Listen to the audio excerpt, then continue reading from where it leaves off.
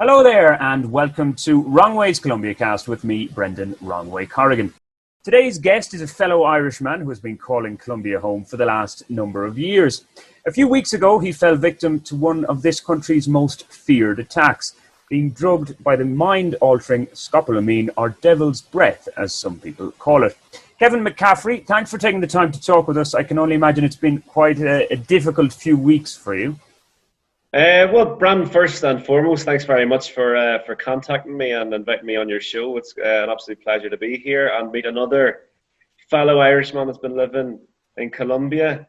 You're asking there, has it been quite an ordeal? To be honest, I would say surprisingly, and since I shared my story, it's actually been a really, really positive last few weeks, particularly since, I decided to share my story on YouTube and social media. The response has actually been totally amazing. The support people have been sharing, messages from friends and family members. And one of the main things that I've been trying to do is, of course, create awareness about scopolamine and fraud. Things that will happen to me, trying to help others. And on the contrary, it's actually been a really, really positive last few weeks, despite what happened. Well, yeah, we'll get to that in a while, I guess. Out of this, there's like a silver lining perhaps in it. But just for people who mightn't be aware of scopolamine, devil's breath, or hyoscine as it's also known as, what exactly does it do to one, just in general, before we get into the specifics of your own case? Yeah, I mean, to be honest, it was all news.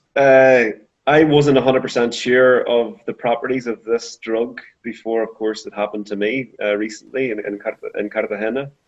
But of course, since I fell victim to this, I did my research, read a lot of articles and watched videos and got a few documentaries and testimonies, things like that.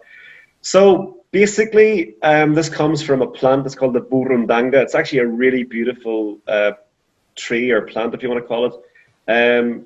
Grows in places such as even Bogota, where you're based yourself, San Agustin. So it's something that's it grows commonly in Colombia and Ecuador. And what it's used medically, in fact, for people with motion sickness, particularly people that are traveling on airplanes. So that's why it's used in a sort of a more positive way. However, unfortunately, it's used all around the world, but mainly in Colombia and Ecuador, as a way of actually committing crimes of fraud and rape. The properties, basically, it's a white powder, actually looks quite similar to cocaine, but the effects are, a lot stronger and a lot more dangerous than cocaine. So whenever a person is administered this, now there's different ways now that people try to administer this. The most common being in people's drinks, or you blow, the criminals, they'll blow it in your face, or it can even get into the pores of your skin. It's so powerful. But basically, it acts really, really quickly. We're talking 2 or 3 minutes, and then you're just almost as if you're in a hypnotized state of mind. You have no idea what's going on.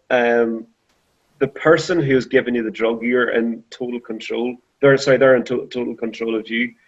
Basically, for the next approximately 5 to 6 hours, you will literally, it's almost like you're hypnotized, or you're a puppet to someone. You will do literally anything that they tell you to do. So, pretty much everyone, if it's a minimal amount of a minimal dose, basically 5 or 6 hours, the person loses total memory of everything that's happened. And yeah, depending on the dosage, people can, have described, it can make you sort of feel depressed. It can make you feel nauseous. It can make you feel dizzy. In my case, luckily, I didn't suffer severely any effects, any sort of severe mental or physical trauma. I woke up the next day. But then another thing as well is it only stays in your system for around 9 to 12 hours. So again, if you're looking to try and get a test and see if it's in your system. So really, it's almost you could not have a more perfect drug. If even pharmaceutical companies could not come up with something that's used for these type of crimes because of the properties. It acts very, very quickly. The person loses memory and doesn't stay in your system. so yeah, that's pretty much a short Explanation, yeah. a short summary of what scopolamine is, or scopolamine. Yeah, interesting. You mentioned like almost the perfect drug. A few years ago, I wrote a blog story with that exact title called "A Criminal's Perfect Drug." Now, thankfully, in touch wood, I've never had the experience of it, and I don't know too many people who have. But let's go into your specific case, because I know you've mentioned it on your own YouTube channel, and you've got a lot of hits, and a lot of people know that. But just the details of what happened. You were visiting Cartagena because you're based in Cali, so you were on a holiday, and this is where it all happened. That's pretty much it. That's where it starts, Brandon. I was visiting Cartagena. So I'm a teacher. I've been working at a bilingual school here in Cali called Colegio Jefferson, where I've been for the last 11 years. And recess week, or midterm break, what we would call it, I guess, I just said no. I just was desperate to get to the beach. I just really, really wanted to get to the beach. And actually, another fellow Irishman, guy from Kerry, he was traveling to Cartagena with his girlfriend. He said, "Well, why don't you come along? We're going to be there for a while. Come and join us for a few days." So that's what I decided to do. And then basically, so I got there. Let's say the story of what happened to me would have started on the 6th of October, Tuesday the 6th of October. And with my friend, we were just in the historic centre. And it must have been, we were just sitting and having a drink. And just after 9 o'clock, a couple of girls came over and started talking to us. Probably just, a few minutes. And then whenever they were leaving, one of the girls asked me, what are you doing in Cartagena? Would you like to meet up while you're here? And I said, I gave her my number. I said, yeah, well, let's see if we could meet up. And that was pretty much it. That same night on the Tuesday, my friend and I, we were staying in Boca Grande, which is the part, just by the beach there for anyone that's been to Cartagena. And we pretty much had an early night because he was traveling back to Cali the next day. So my friend traveled early back to Cali on the Wednesday. So Wednesday the 7th, we're now talking. And I went to the beach. There was actually only one beach open for the public that week because it was the first week after lockdown. So I went to a place called La Boquilla. And around lunchtime, the girl sent me a message on WhatsApp. And we just started chatting. And we arranged to meet later that day. So at this stage now, I had moved from Boca Grande and I was now in Gethsemane, which is about sort of 5 to 7 minutes from the historic centre. So the arrangement was, we're going to meet at my hotel around 6 p.m., have some food, and then, we'd take a walk around the historic centre, just walk around. Because, anyone that's been to Cartagena, the architecture is absolutely spectacular. I've had been to Cartagena 5 times previous. It's, in terms of the architecture thing, that always stands out most, and I really love about Cartagena. Girl gets to the hotel just after 6 p.m. And so in Colombia we have an ID card called a contraseña. Sorry, a cédula. Mm-hmm. If you don't, if you're waiting for your cédula, or you're getting it on a replacement, or it's expired, or whatever, you get what's your contraseña, which is like the provisional one. So whenever the girl gets to the hotel, she said, okay, we're trying to sign her in at the reception. And basically she said she had her contraseña, showed the contraseña, and then they said, no, I'm sorry, we need your real ID, or the cédula, or you can't get into the hotel. Now normally it's a valid form of identification, but I guess in these times of COVID, everything's a lot more strict. So she wasn't allowed into the hotel, so I said, look, okay, no big deal, let's go and we'll look for something to eat in the historic centre. Were alarm bells ringing at this stage with you, or are you just... honestly, Brandon, they weren't, because we've been sending messages, seemed totally normal. And because as well, I was being proactive in terms of, security, because by myself, I've been to Cartagena and people have said, be careful. Mm-hmm. So the girl even sent me I asked her to send me a picture. The fact that we're going to meet at my hotel. And by the messages that I was getting, there was nothing to really, obviously, maybe the fact that she didn't have her ID, but again, it wasn't something that was totally, that I was, oh my God, that's abort mission type thing. Yeah. Can I ask, were you talking to her in English, or was it in Spanish? In Spanish, Spanish, man. I'm fluent in Spanish. Basically I started learning Spanish when I was 14. So yeah, talking in Okay. Spanish. And yeah, so we left the hotel in Gethsemane, walked over to the historic centre. So this was around 6:30 p.m. And so before going for food, we sat down on one of the benches. Totally public place, as I say, in the middle of the day. It's something I've done numerous times before. So we sat down on one of the benches. We started chatting, asked for a drink from one of the vendors. And then after about 10 minutes, I would say, um, she said, "Yeah, look, things were going well. Again, at this stage, nothing to be totally, to be alarmed or whatever." She said, "One of my friends is. I see a friend. I recognize a friend over there. Do you mind if she comes and says hello?" I said, "Go ahead, no problem." So her friend came over, sat on the bench. So it was me let's say on the left, on the far left, this little girl that I had met in the middle, and then her friend to the right.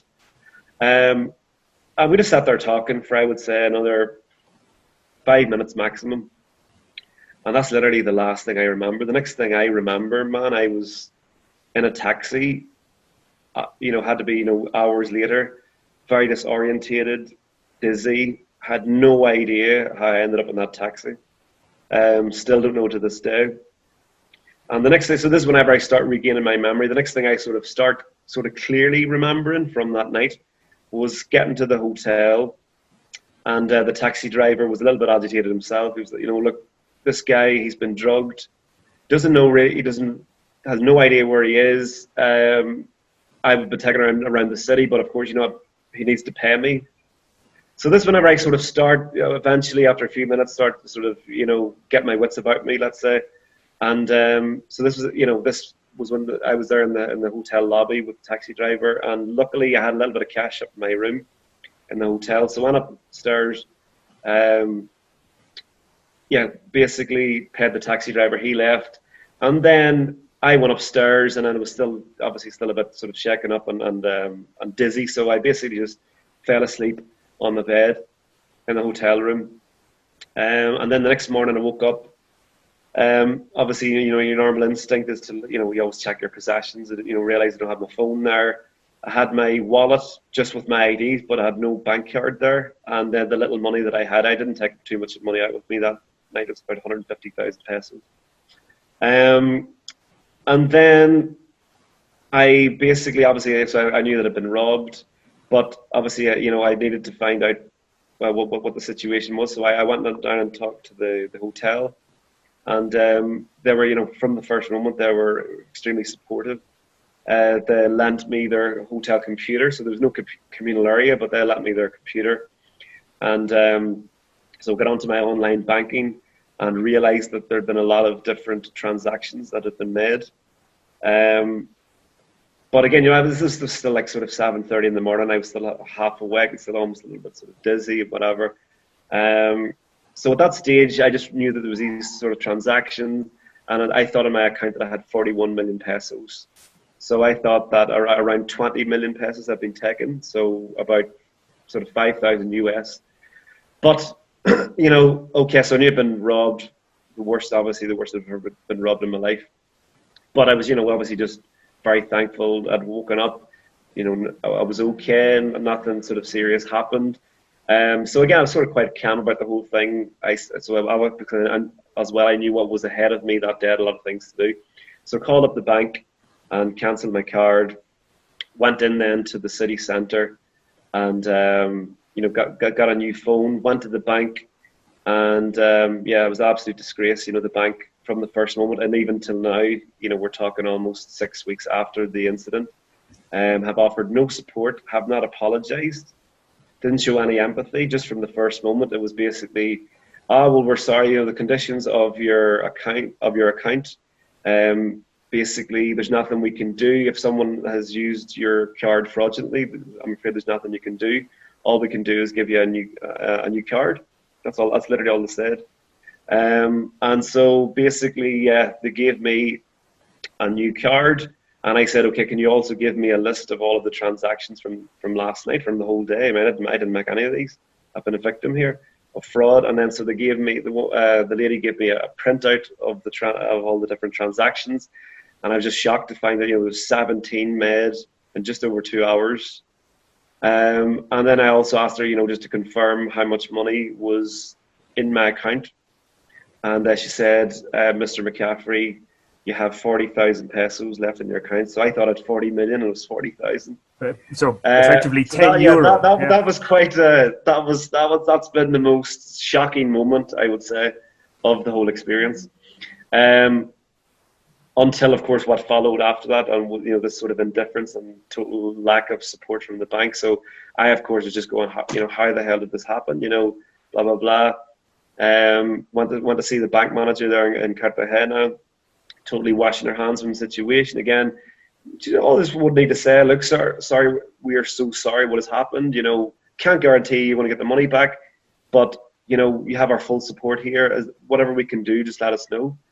No, nothing about. I've never received in all of my life of traveling, going to restaurants, hotels, in any situation. I have never in my life received this level of customer service. Absolutely disgusting. From the first moment right until now, they haven't even in any way shown any empathy to my case. Now, because I'm sort of, I'm in the early stages of a legal case here. I can't give the name of the bank right now. But absolutely disgusting. It's one of the big banks here. We can say it's all I'll say for now. It's one of the major banks, if not the most major bank in the country. I think that probably so people probably have an idea of which one I'm talking about, but I can't sort of say it explicitly, at least for now. Just one thing I wanted to ask though. Sorry, because it just came into my mind. You said you bought a new phone when you were in Cartagena. Yeah. Where did you have the money for that then? Luckily, obviously I had my credit card upstairs. Okay, I wouldn't take my credit card out.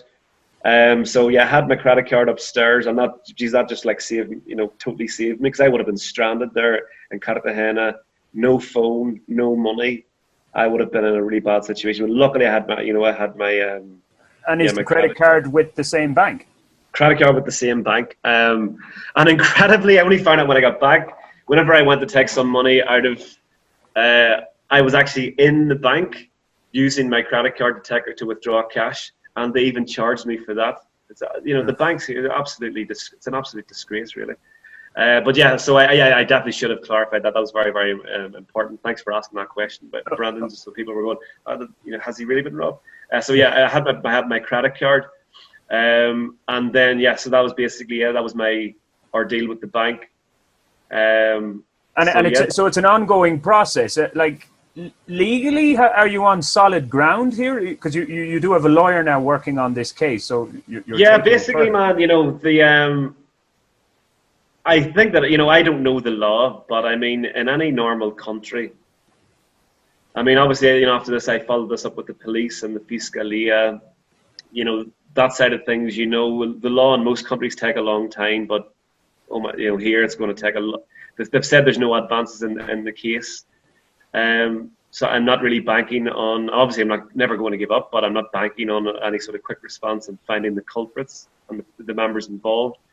However, after having talked to the lawyer and the Fiscalia, which for those people that don't really understand what the Fiscalia is, it's an independent branch, legal branch of the government that they investigate crimes of this sort. So basically, pretty much everyone's told me that the bank has to have been complicit in said crime because of the amount of money that has gone out in such a short period of time. Because everyone, pretty much every single person I've told my story to, friends or anything that have accounts here in Colombia, say, look, if I try and make any sort of transaction that's any sort of amount, they'll automatically block my card or they'll call me or whatever. And the fact that the amount, so it was 60 million pesos, 17 transactions overall in just over 2 hours, but the vast majority was done from 9:53 p.m. to 10:01 p.m. There were 7 different transactions in this restaurant. So just to repeat that again, so people are going to seriously, it was 7 transactions in 8 minutes, almost 50 million pesos. And then 17 minutes after that, then there was another further transaction of almost 6 million pesos, 5.8 million pesos in a drugstore. So these 8 together, the 8 of the 17, that totaled almost 55 million. So that's the majority of the transactions, of the fraud. The others, there were 6 made in ATMs. Then other ones were made in other drugstores as well. There were 3 different drugstores involved as well. So the level of how it was organised, and the fact that the bank did not in any way send me a message saying, is this you, or confirm this. Obviously at this stage, I'm gone, I'm under the influence of the drug scopolamine, that I didn't have, at this point I wouldn't have had my phone. They're going to have had my phone and my card and everything, but they would have at least should have sent me a message or something, not just a notification that the money's coming out, but please confirm. So basically, it's very, very, very likely, if not absolutely certain, that the bank was complicit, that this was an organised crime between the girl that I met, probably her friend, maybe the street vendor, the drugstores, the local restaurant, that the bank. So these people obviously knew exactly where to go, so they could, basically use my card fraudulently in all of these different ways. Difficult, a bank can't really red flag money coming out of an account, from an ATM. That's difficult, and I get that. So for me, that's not really the issue. It's the electronic transactions. Absolutely incredible that amount of money was able to come out in such a short period of time. Yeah. And I just found out the hard way through a letter in the bank. So they responded to me saying, dear Mr. McCaffrey, we have investigated and we can confirm that you did not make the transactions. You've been a victim of fraud. You've been a victim of a crime. However, based on the terms of your account, we are unable to offer any type of compensation. So even in the letter, again, there wasn't even any sort of, we're sorry, this is very unfortunate, blah, blah, blah. So it really just brings into question the whole, the efficacy of the bank, integrity of the bank, or, as I said, whether, so it's either, number one, either they've got the worst security system imaginable on planet Earth, or they're complicit, that someone simply just said, look, I've got this guy, Kevin McCaffrey, we're going to go to these places, don't do the security check. That seems, that's what the most likely scenario is. So do I have a case, Brendan? 100% I have a case, and I will be fighting this, to the very end. So at the minute, I'm trying to reach an out-of-court settlement with the school's help, because, the school has a big contract with the bank. And so that's one option. The second option then is an official out-of-court hearing that the bank would have to respond within 3 to 4 weeks maximum. But that is a non-legal case. It's just where, they might offer something, they might offer nothing. And then the third option then is if it doesn't get settled in either of these 2 instances, then it would be a much longer legal case, putting everything on the table. But I just don't see, famous last words, I don't want to tempt fate, but how any judge could in any way say that this is not the most obvious case of fraud and, brings the whole banking system in disrepute. Of course. And, so, I 100% have a case. And the thing is, the fact that they've said in this letter that they sent me, I didn't make the transactions. And as I said, whenever you're under the influence of scopolamine, as I say, one of the first things I said is you will literally do anything that the person tells you. And there are cases, I've read a number of testimonies where literally the people that, the criminals, they will just say, okay, let's go to the bank. And then you yourself will be the one paying for things or taking out money So I was always worried that maybe I myself didn't, but obviously it's clearly here the bank has told, and they've carried out their own independent investigation. I have responded by asking them, okay, so if I didn't make these transactions, who did? How did they make them? Give me I want the full addresses of all of these different establishments, and why the bank did not in any way, shape or form, try and protect my money. That's your number one job. Yeah, it seems remarkable.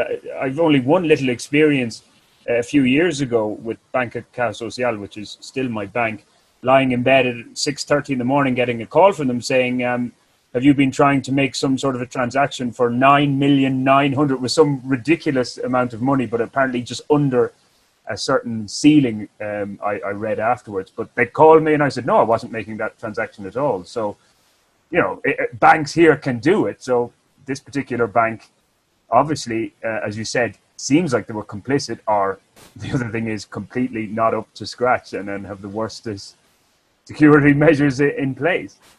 Exactly. So that, well, as I say, so that for either option, I have a case. Okay, so either they were complicit and they will go down for this, or they just have a really, really, really terrible security system, and that, but they're also in, that's also their responsibility.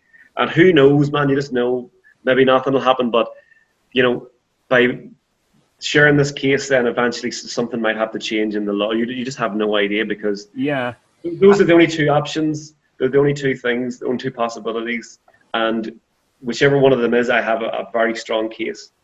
And you went to the police in Cartagena, obviously, when this happened, and the lady or the woman who you were with, she is well known, so it seems. Yeah, man, but this was the kicker, So number one, you get a kick in the teeth from the bank, but the people that you would expect to help you out in any country, in any normal situation, is going to be the police. They're protectors of the law. However, I went there. The police station is literally 3 blocks from where the incident took place.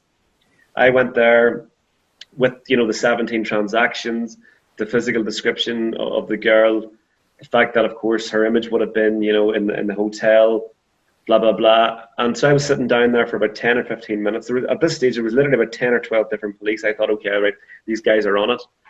And then one of them came over to me and showed me on his phone, is that the girl that you met last night? And I was like, yeah, that's her. And it was a picture of this girl with 2 other women in face masks, in handcuffs. So the fact that obviously they're in face masks, they've obviously done very recently because of current pandemic, and likely they're just getting away with it. And one of the bastard police officers, he just laughed at me, as if it was like, laughed in my face basically.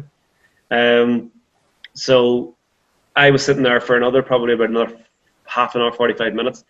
And again, I just assumed that, they're sort of building a case here. They literally have everything there. I couldn't have given them anything more, apart from, there's literally no other information I could have given them. And so I went and approached them again and said, okay, so, well, what's the situation? What can we do? And they said, oh, there's nothing we can do at all here. I was like, what do you mean you can't do anything? They said, no, you have to go to the Fiscalia. But I said, look, you have all of the, can you not, you know who it is? Can you not at least go and question the person? No, we can't do anything here. So that was the police. That was my experience with the police. Absolute disgrace. We're literally talking 10 or 12 cops. They knew all the transactions. They knew who it was. Yet apparently they couldn't do anything. Mm-hmm. So I just had to make write up or do my online statement basically for the case to be put into motion, I guess is what people file your own case in a sense. Exactly. Basically, yeah. That's the thing. Yeah, you basically have to do everything your own way. Yeah. So I'm on that song by Fleetwood Mac, "Go Your Own Way." That's how it's been. Trying to fight the bank and fight the police all by myself. Yeah, you'll be judge, jury, and executioner. Exactly. Yeah. Executioner. So so then eventually, a couple of days later, they said, okay, so the case is in process. A couple of weeks after that, said no advances. They've said again, there's no advances. So I was like, no advances in the case. I just find it absolutely unbelievable, literally unbelievable. Well, especially when they know who it is. Well, exactly. And again, can't know for certain, but very, very likely that the police, I'm not saying they were maybe directly involved, but they know who it is and they just turn a blind eye. They maybe pay off the police a little bit as well. This type of thing, it seems like it's very, very common in Cartagena in particular. The negative reaction from the bank and the inept police as well. Have you had any other negative reaction? We are in a land of, and I hate this expression, no dar papaya, where the victim gets blamed. Has anyone said to you, well, what were you doing with 60 million pesos readily available in your account? And why did you meet a woman on your own, blah, blah, blah, all these kind of things. I can guess some Colombians especially might be going, oh, he gave papaya. Exactly, and to be honest, it's not a term that I particularly like because it's almost as if it's your fault. Mm-hmm. And I, be honest, I was initially quite apprehensive about sharing my story because I thought I was going to be really leaving myself, exposing myself to this. Then there was a couple of friends of mine, a couple of my best friends. I'd say they pretty much were the ones that inspired me. Said, look, if you share your story, you can definitely do a lot of good and you can create awareness, etc. And honestly, the response has been about 95, 97% has been totally positive. Just simply messages of support from obviously, friends and family members.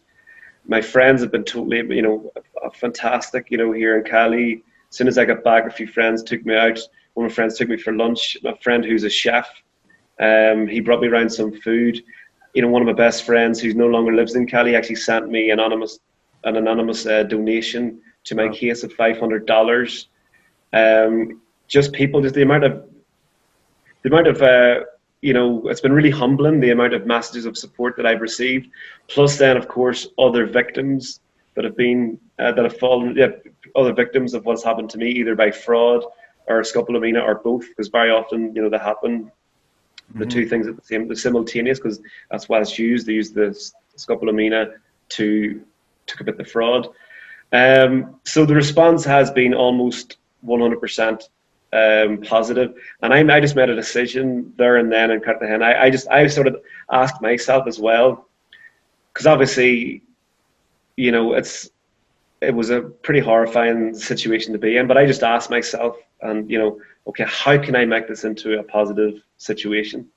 And one of the reasons, or one of the things that definitely I could do is create awareness and help other people and let them share your story. And maybe, it's going to happen less and less if, if the story gets any sort of type of response. So that was always in my mind, and use it as much as possible in writing, and my own writing as a musician. Eventually, the idea is I want to do a documentary about it. And as I say, I think I want to create a blog as well. So many people have been very, they said, thank you so much for sharing my story. I've been living with this for ages. I never wanted to share my story. And, all these messages that I've got on YouTube and Facebook, I did one in English and one in Spanish. So it's given people a platform to speak out against this. And as I said, create awareness. It's not because there's nothing really you can do regarding the drug, because of the properties. It's really hard to catch anyone that commits this crime and uses it, because it acts so quick. The person forgets everything. It doesn't stay in your system. So it's all about just creating awareness. So as I say, it's almost been, it's, despite everything that's happened, I'm already seeing it as a positive experience, because so many things have really come out of this, and it's made me a much more appreciative person. Something like this happens, it's almost like a shock to the system. But it can, and so obviously you can go one way or the other. You can go the really sort of dark way, and why me? Why did this happen to me? Why did I go to Cartagena? Why did I meet that girl? All of these things. You could go that way, and it's understandable. But no, I just say I'm very just was determined. Okay, what can I do to turn this around? There is, of course, however, you're always going to get trolls. Okay, let's just call them trolls, because that's what they are. And so the first time I initially shared an initial video just saying, that I was almost like an introduction. I was robbed 60 million pesos, and because I was a victim of a scopolamine. And then you obviously do get a few negative comments, and it does initially, it's hard for not to affect, no matter how strong-willed you are or determined you are. So I just made a decision there as well. As like, okay, I'm just not going to engage. I'm not going to engage with any negativity, people that are trying to judge. Because I myself, everyone, you always think that would never happen to me. You always think that. Yeah. And, one of the things that I've definitely taken from this, that I wouldn't have been aware of otherwise, is definitely, okay, you mentioned there about the money. I would never, ever in the rest of my life leave that much money in an account. There are other ways. I would recommend anyone that's listening, guys, just don't have any amount of money, particularly banks here in Colombia. You just don't have any sort of type of protection or right. You know, I had heard about this sort of CDT thing before, but without really knowing it. But as I said, through all of this, you know, I've been becoming a lot more aware of finances and financial advice, all of these things. But it's all one of these things, man. Unless something like this happens to you, you'll never sort of learn. I learned the hard way. So yeah, as I say, you know, generally it's been massively positive. Okay. And as I say, you know, at the end of the day, life is all about perspective. I still walk around and I see people that are breaking their back around Cali for minimum wage, working all the hours God sends. And I mean, I'm still very fortunate in so many ways. I've got my job, you know, a job that I love doing. So many wonderful friends here. Obviously, the unconditional support of my family, etc., etc. So, you know, I've been reflecting and seriously just, you know, being very thankful. And of course, that something more serious didn't happen, because this is a very serious problem. People die from this. People end up in hospital. People don't recover from the mental or physical trauma. So I always have had that, look, nothing happened to you physically or mentally. You know, money can always be replaced. You know, I've already even sat down, you know, worked out a budget. You know, first time in my life, you know, living off a budget. You know, I'm going to do extra classes. I'm eventually going to try and save up this money, and eventually I will be able to save up. But as I said, definitely don't leave it, and don't trust any banks here. Yeah. It's a fantastic attitude, though, that you have. You mentioned, by the way, the CDT. I only discovered that recently myself. We're only really in a position to put money into a CDT, but it is certainly, for anyone else listening, if they do have a few million pesos, worth locking money away for a while, so it's not easily accessible if you can do that. Exactly, because I mean that's one of the very few positive about banks here in Colombia. You do get actually very good interest rates. They charge extortionate interest rates, you know, if you get a loan or anything like that. But for these CDTs, it's almost like a separate savings account, and you know, you get a percentage. It's generally around 4%. So if anyone's, as I say, does have a little bit of money and you're in Colombia, CDT is definitely the way to go. And again, in the future, it's something that I would certainly be looking at in the future. Yeah, of course. And by the way, did that wipe out basically all your money completely, or did you have maybe savings in Northern Ireland, or what? No, man. Like I came to Cali with you know, very little money. Literally had a few £100 in my account, so that wiped my bank account out completely. Well, they left me 40,000 pesos. Oh well, at least they left me the 40. Because I think actually after it gets to 50,000, you can't take any more out. So they left me with the 40. I think that was they got me my transport from the airport. I remember the program Bullseye. I got my BFH. Okay. But I mean, I still have, you know, what my pension. I mean, not everyone has their sort of pension, but in terms of my bank and my cash, gone. Yeah, totally wiped me out. But again, luckily, you know, one of my mates let me, you know, apart from the friend that sent money, a friend lent me 5 million pesos, you know, to really time me over, and that's been like, wow.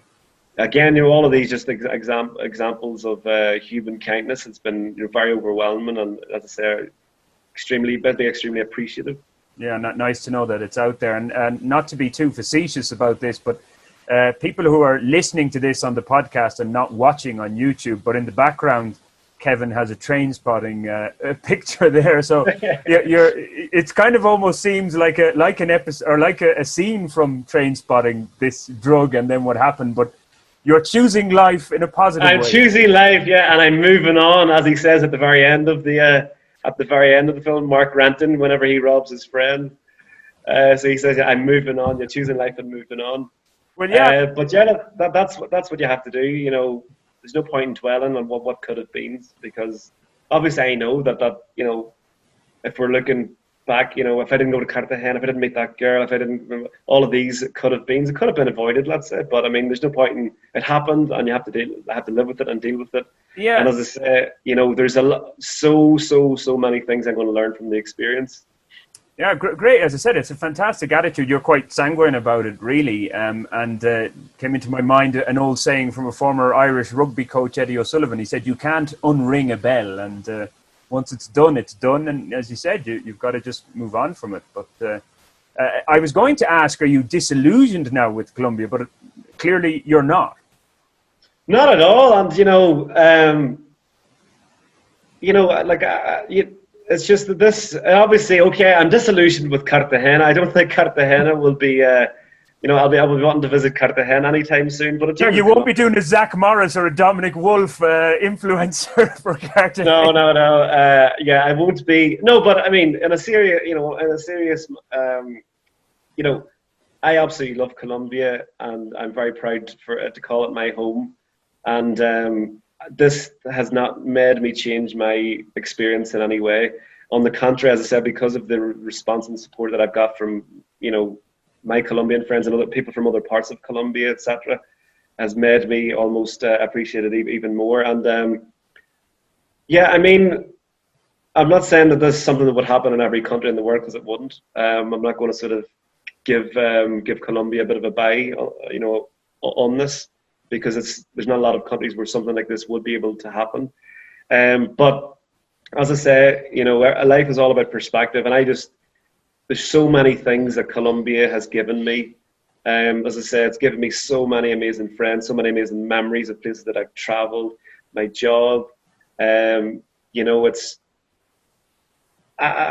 been here 11 years, and I think I would be happy living here another 11 years. I'm really, really happy living here in Cali, and I've got a great life. Obviously, a lot of things to take from the situation, and I don't think any less of Colombia per se, because that's a bitter way. I don't want to I'm not bitter with even the people that did this to me, or the sort of anger or rage. No, I left that behind the same day it happened. Obviously, my sort of fight, if you want to call it like that, is with the banks and the institutions. That's what I want to sort of expose, and that's what I want to sort of bring consciousness to, the fact that we as residents or Colombians themselves, we basically have no rights at all from banks. They're corrupt. They have all of these extra charges. They're absolute, thieves in a way. And also, of course, the level of organized crime. These are things that I want to bring to the fore, not intentionally trying to bring more negative press to Colombia, but no more. I want to help people that live here or are coming to visit.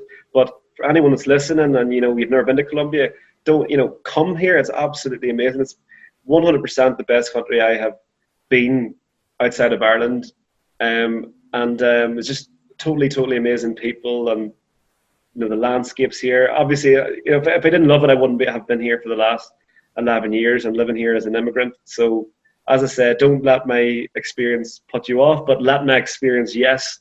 If you're coming here, and you really want to go to Cartagena, that's fine, go there. I'm not saying don't go to Cartagena, because there's a lot of, incredible things to do in Cartagena, and the architecture and the artistic side of it, the beaches, etc., etc.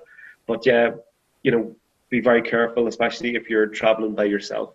Yeah, well, here's hoping that you do win your legal battle with the bank, or how long it goes on for. But you would imagine, hopefully, that common sense, unfortunately, a lot of the time it's not that common, but it will prevail, and you'll get your money given back to you. I'm going to tell you something that might annoy you now, but a few years ago, when Banco Santander was still operating in this country, it no longer is, I withdrew money from their ATM, and I got 2 fake 20,000 notes, and they gave me back the money. I had to go through a process, but 2 weeks later I got the 40,000 back.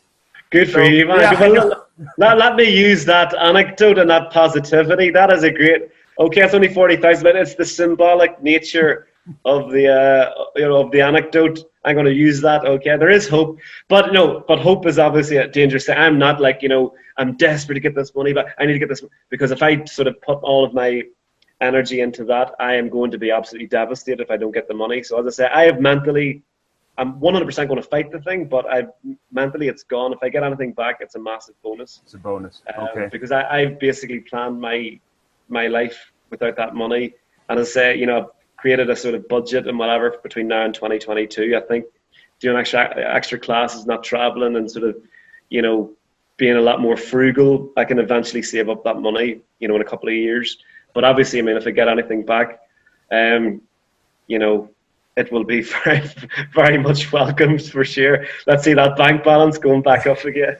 Well, I'm mentioning these influencers again, but if they can give citizenship to people for supposedly selling Colombia to Colombians and all that kind of stuff, and then hopefully they can help out a man who's been here for 11 years and a victim of this terrible attack. Look, Kevin, thanks a million for sharing that, and your positivity, I think, like, or your reaction to this is something that we'll all take from it, because I think a lot of other people might have just thrown in the towel by now and walked away or whatever. But no, I think the attitude is fantastic. If people do want to get in touch, well, if you're watching this on YouTube, you can leave comments, of course, or do send us a tweet. My own Twitter handle is at WA Corrigan, and you can find my blog on Facebook, Wrong Way Corrigan, the blog. Kevin, cheers for that. I'll let you get back to the heat of Cali, and we've got the rain here in Bogota. And people are saying I do have my La Selección jersey on because Colombia are currently playing Ecuador as we're recording. Yeah, we have no idea what the score is, so hopefully they're doing all right. We'll get the last sort of 25 minutes or so. Yeah, well, Brandon, as I say again, thanks a million for inviting us on the show. If any of the listeners or the viewers on YouTube have any questions they want to contact me, they can do it. My name Kevin at Kevin McCaffrey Music. You can find me on Instagram or Facebook, or just with my that's my Gmail as well. If you want to send me an email if you have any questions about what happened, or you want to share your story, because as I say, eventually I'm going to hopefully create a blog and a documentary. It'd be very, very much appreciated. So yeah, guys, thanks very much for listening, and have a fantastic rest of the week. Kevin, you're a star. Thanks very much for that. And from me, it's ciao, ciao.